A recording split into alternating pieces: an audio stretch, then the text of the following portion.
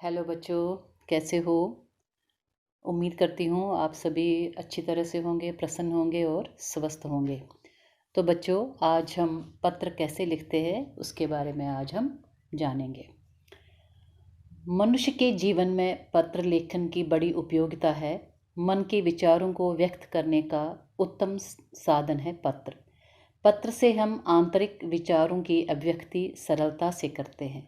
देखा गया है कि हम संकोचवश जिन बातों को कह नहीं सकते उन्हें पत्र में लिखकर आसानी से भेजा जा सकता है। इस प्रकार पत्र लेखन का हमारे जीवन के साथ बहुत ही गहरा संबंध है। न केवल व्यक्तिगत संबंधों में ही बल्कि व्यापार और व्यवसाय में ही पत्र मनुष्य के सहायक सिद्ध होते हैं। इसलिए जीवन में सफलता के लिए अच्छे और प्रभावशाली पत्र लिखने की कला आना आवश्यक है। पत्र लिखने के लिए अनेक बातें ध्यान में रखनी चाहिए। तो वो क्या है? पत्र जो है वो सरल और स्वाभाविक भाषा और शैली में होना चाहिए, जिससे पत्र पढ़ने वाले को सारी बात अच्छी तरह से समझ आ जाए। उसे ऐसा लगे मानो पत्र लेखक खुद उसके सामने बैठा है।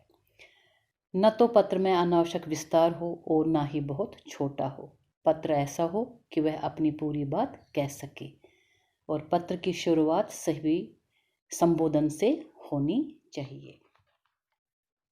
पत्र के प्रकार, पहला है अनौपचारिक पत्र और दूसरा है औपचारिक पत्र।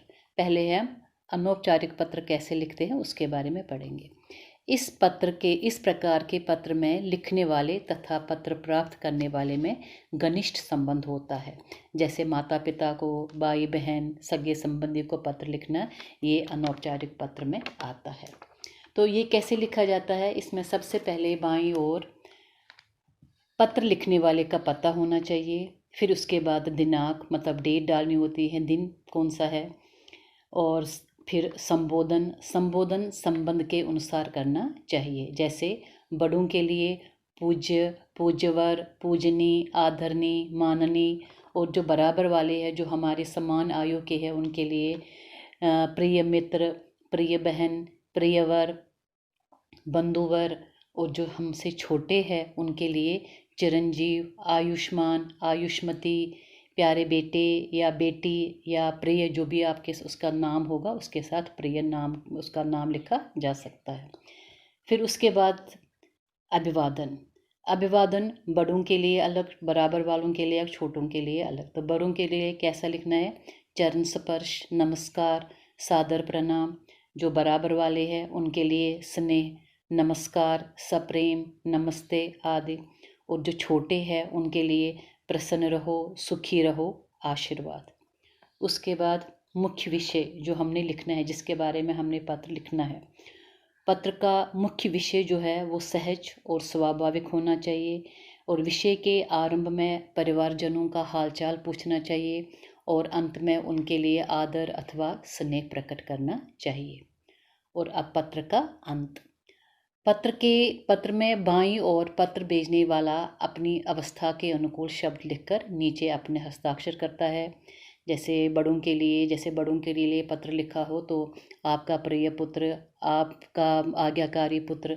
जो बराबर वाले हैं उसके लिए तुम्हारा मित्र, अभिन्न हृदय, आपका अपना, तुम्हारा शुभचिंतक। छोटों के लिए हितैषी, शुभेच्छु।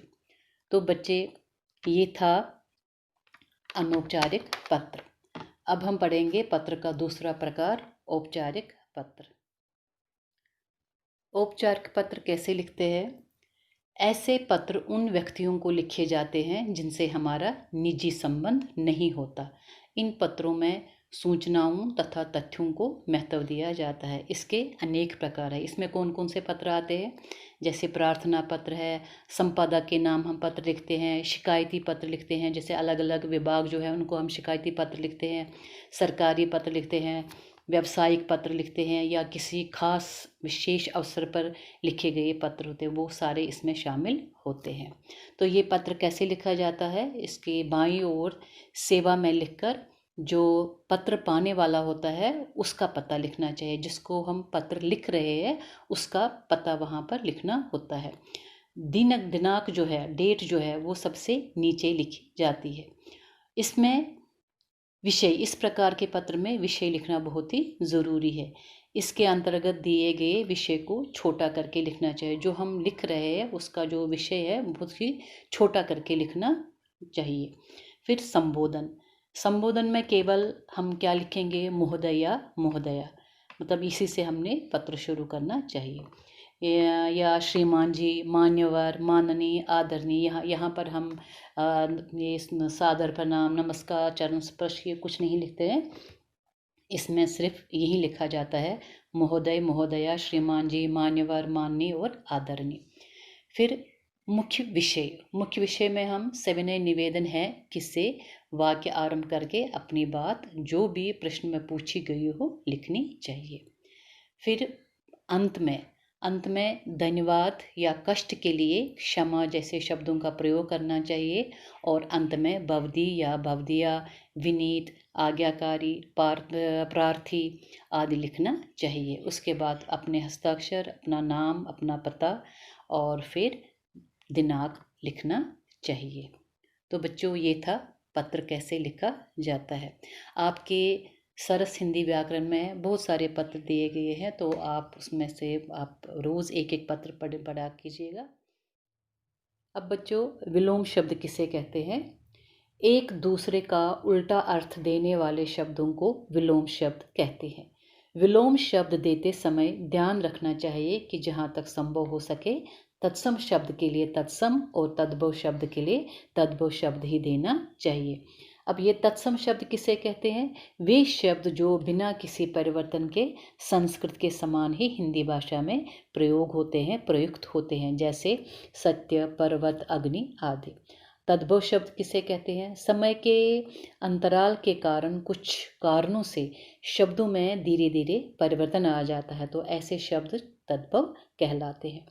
जैसे अंधेरा शब्द का विलोम उजाला है, जबकि अंधकार का विलोम प्रकाश है। इसी प्रकार जिंदगी का विलोम मौत और जीवन का विलोम मृत्यु होगा।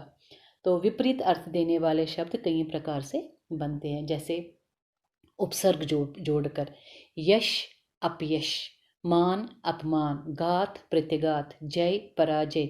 यश के साथ हमने उपसर्ग जोड़ दिया, अप तो बन गया उसका अपयश, इसका उल्टा अर्थ बन गया। ऐसे ही मान के साथ अप उपसर्ग जोड़ दिया तो बन गया अपमान, घात के साथ प्रति जोड़ दिया तो प्रतिघात, जय के साथ पराजय, परा तो पराजय बन गया।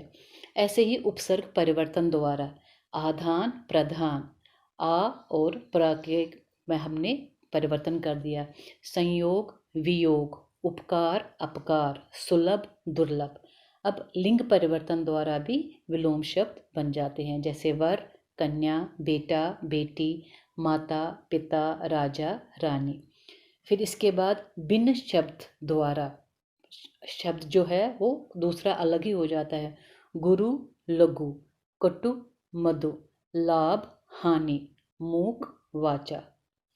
तो बच्चों, आपकी जो हिंदी व्याकरण पुस्तक है सरस हिंदी व्याकरण, उस पुस्तक में ये विलोम शब्द दिए हैं, तो आप उन्हें पढ़िएगा और याद कीजिएगा। धन्यवाद।